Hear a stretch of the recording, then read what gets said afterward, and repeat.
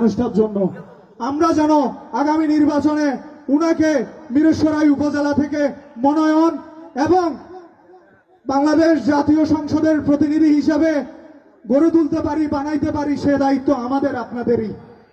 আপনারা একমত আছেন কিনা?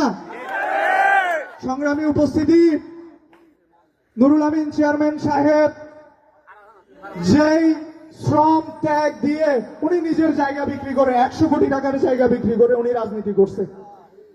একজন ইউনিয়ন পরিষদের চেয়ারম্যান আওয়ামী লীগ থাকাকালীন 100 কোটি টাকার মালিক হয়েছে, এরকম নজির অহরহ।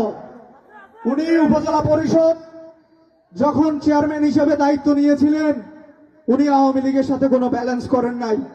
উনি আওয়ামী লীগের সাথে ব্যালেন্স করেন নাই বিধায় উনি 5 বছর উপজেলা পরিষদ নির্বাচনের চেয়ারম্যান হিসেবে দায়িত্ব পালন করতে পারেন নাই, উনাকে বহিষ্কার করা হয়েছে। সংগ্রামী উপস্থিতি, এরকম একজন মানুষ আমরা হারাতে চাই না, হারাতে দিব না। মিরসরাই উপজেলা বিএনপির একমাত্র অভিভাবক নুরুল আমিন চেয়ারম্যান সাহেব।